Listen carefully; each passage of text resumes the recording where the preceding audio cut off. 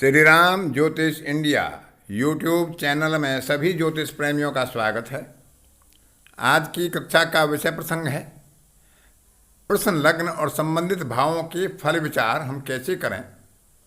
एक बहुत छोटा सा ग्रंथ है षट पंचाशिका, जिसमें 56 श्लोकों में ग्रंथकार ने बड़ी सूक्ष्मता से प्रश्न लग्न के फलों का विचार बताया है, जो प्रश्न लग्न का विचार करते समय बहुत ही उपयोगी साबित होता है। तो उसी के प्रथम 2 श्लोकों पर आज विचार करेंगे, और जो अन्य श्लोक हैं, जो उपयोगी श्लोक हैं, अच्छे श्लोक हैं, उन्हें आगे की कक्षा में एक एक करके विचार करेंगे।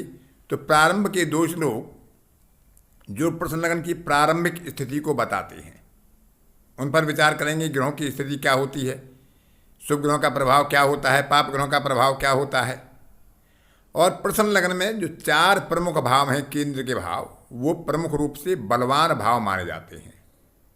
किस भाव से किस बात का विचार किया जाता है। चर नवांश, चर राशि, स्थिर नवांश, स्थिर राशि, द्विस्वभाव नवांश और द्विस्वभाव राशि यदि लग्न में खुलती है तो उसका प्रभाव किस प्रकार से विचार कर सकते हैं। वहाँ पर बैठने वाले ग्रह का विचार किस प्रकार से कर सकते हैं, तो उसके बारे में सामान्य रूप से यह प्रथम कक्षा है, इसमें आज विचार करेंगे। प्रथम 2 श्लोकों पर, जो पहले 2 श्लोक हैं उनके ऊपर विचार करेंगे। पहले श्लोक में ग्रंथकार कहते हैं 4 केंद्रों के भावों का क्या प्रभाव होता है। लग्न, चतुर्थ, सप्तम और दशम 4 भाव होते हैं केंद्र में। तो उनके ऊपर कहा है च्युतिर वृगनाद हिबुकाच वृद्धि मध्यात प्रवासो अस्तमयान निवृत्ति वाच्यम ग्रह प्रश्न वृगनाद ग्रह प्रविष्टो हिबुके प्रवासी। यानी जो लग्न भाव होता है वो छोड़ने का होता है, हटने का होता है। जैसे कोई व्यक्ति कहीं बाहर गया हुआ है, वहाँ से वापसी का। कोई व्यक्ति बंधन में है, वहाँ से छूटने का। मेघ छाए हुए हैं, बादल छाए हुए हैं, तो वर्षा होने का। तो यदि वहाँ पर चर लग्न हो, चर राशि हो, तो वहाँ से हटना होगा, छूटना होगा। यानी बारिश होगी, बादल से पानी छूटेगा। कोई कैद में है तो वह कैद से छूटेगा। कोई बाहर गया हुआ है तो वह उस स्थान को छोड़ेगा। तो इस प्रकार से जो वहाँ से हटने का और छोड़ने का प्रयास है या प्रश्न है, वह लग्न से विचार किया जाता है कि लग्न और लग्नीज की स्थिति क्या है। चर नवांश है, चर राशि है, तो वह कार्य शीघ्र होगा। स्थिर नवांश, स्थिर राशि है, तो कार्य बहुत विलंब से होगा। और द्विस्वभाव राशि या द्विस्वभाव नवांश है, तो कार्य मध्यम समय में होने की संभावना बनेगी। इस प्रकार हिबुकाच वृद्धि, हिबुक भाव कहते हैं चतुर्थ भाव को, यानी वहाँ से वृद्धि भाव, यानी किसी भी वस्तु विशेष की वृद्धि, जो प्रश्न है उसकी वृद्धि, उसकी प्राप्ति होने के योग बनते हैं। अर्थात प्रश्न संतान का है तो संतान की सुख मिलेगी। वाहन का सुख का सवाल है तो वाहन मिलेगा। अन्न वस्त्र विवाह आदि की प्राप्ति है तो उसकी प्राप्ति होगी। यदि चरनवांश या चर राशि उसमें आती है तो शीघ्र होगी। द्विस्वभाव राशि से मध्य स्थिति में होगी और स्थिर राशि से विलंब में होगी। ऊपर से ग्रहों का प्रभाव वहाँ देखा जाएगा। अभी केवल हम भावों की बात कर रहे हैं। उसके बाद कहा मध्यात प्रवास, मध्य भाव कहते हैं दशम भाव को। वहाँ से प्रवास की स्थिति, यानी कोई प्रवास में है तो वह कब आएगा। कोई नौकरी पर गया हुआ है, वह कब आएगा। कोई यात्रा में गया हुआ है, कब आएगा। कोई लड़ाई में गया हुआ है, कब आएगा। कोई व्यापार कार्य के लिए गया हुआ है तो कब आएगा। यानी प्रवास की समाप्ति कब होगी। तो वहाँ भी चर राशि, स्थिर राशि और द्विस्वभाव राशि और उनकी नवांश के आधार पर विचार कर सकते हैं कि शीघ्र या मध्यम समय में या विलंब से। इसके बाद सप्तम भाव, जिसको अस्त भाव बोलते हैं, वहाँ से निवृत्ति का भाव आता है, यानी किसी भी कार्य से निवृत्त होना। जो भी प्रश्न है उसकी प्रवृत्ति देखते हैं कि वहाँ से निवृत्ति कैसे होती है। जैसे किसी व्यक्ति के बहुत ज़्यादा कष्ट में होने पर उसके प्राणों का छूटना, यानी जीवन से निवृत्ति होना। कोई व्यक्ति रोगी है, रोग की निवृत्ति होना।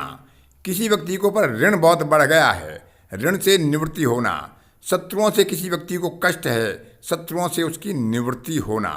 तो इस प्रकार से भी हम सप्तम भाव से विचार करते हैं। कोई वस्तु खो गई है, उसकी प्राप्ति होना, यहाँ से वहाँ, जहाँ वो गई हुई है वहाँ से निवृत्ति होकर अपने पास वापस आना। तो इस प्रकार से हम सप्तम भाव से विचार करते हैं। यहाँ लगन से शरीर का, धन स्थान से धन और परिवार कुटुंब का, वाणी का, तृतीय स्थान से भाई बहन का, चतुर्थ स्थान से वाहन, भूमि और माता का, संतान और विद्या का पंचम भाव से, छठवें भाव से चौपाई पशुओं का और शत्रु का, ऋण का, स्त्री, व्यापार, विवाद और विवाह का सप्तम स्थान से, अष्टम स्थान से जलीय स्थानों का, कुआं, तालाब आदि का, नवम स्थान से धर्म का, राज्य और आजीविका का दसवें स्थान से, द्रव्य लाभ, वाद विवाद में लाभ एकादश स्थान से, और 12वें भाव से क्रूर कर्म, कर्कश कर्म और व्यय आदि का विचार किया जाता है। अगले श्लोक में ग्रंथकार ने ग्रहों का प्रभाव बताया है कि भाव की प्राप्ति होगी, भाव का लाभ होगा या भाव की हानि होगी। तो उन्होंने कहा है कि यो यो भाव स्वामी दृष्टो युतो वा सौम्यर्वा यस्यास्ति वृद्धि पापरेवं तस्य भावस्य हानि निर्देशवाम प्रसताम जन्मतो वा। अर्थात जिस जिस भाव के स्वामी अपने भाव को देखते हो या अपने भाव में बैठे हों तो उस भाव की वृद्धि करते हैं, उस भाव का फल प्राप्त कराते हैं। शुभ ग्रह जहाँ पर बैठेंगे तो उस भाव की वृद्धि कराएंगे, उस भाव की प्राप्ति कराएंगे।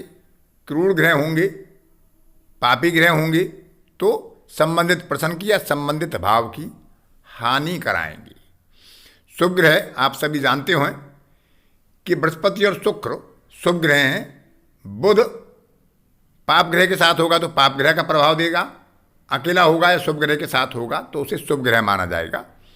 शुक्ल पक्ष का चंद्रमा पाप प्रभाव नहीं देता है, शुभ ग्रह होता है, लेकिन क्षीण चंद्रमा पापी माना जाता है। सूर्य, मंगल, शनि, राहु और केतु ये पाप ग्रहों की संज्ञा में इनकी गणना होती है। तो इस प्रकार से यह स्थिति जन्म काल में हो या प्रश्न काल में हो तो ग्रहों की दृष्टि का और युति का प्रभाव अवश्य ही विचारणीय होता है। चर लगन या चर नवांश खुल जाता है किसी भाव में और उसकी प्राप्ति के संकेत अच्छे बनते हैं, लेकिन यदि वहाँ पर पाप प्रभाव है, पाप ग्रहों का प्रभाव है और उस भाव का स्वामी भी पाप प्रभाव में है तो उस भाव के संबंधित शुभ फलों की अपेक्षा कम हो जाती है या शून्य हो जाती है। तो इस प्रकार से हमें ग्रहों की स्थिति और चर आदि, लग्न और नवांश आदि पर विचार करके प्रश्न का विचार करना चाहिए। आगे के जो योग बनेंगे, शुभ योग अशुभ योग बनेंगे, उन पर आगे विचार करेंगे। इस तरह आज की कक्षा में इतना ही। अगली कक्षा में फिर किसी नई विषय पर आपसे मुलाकात करेंगे। तब तक के लिए अपनी वाणी को विराम देता हूँ। धन्यवाद।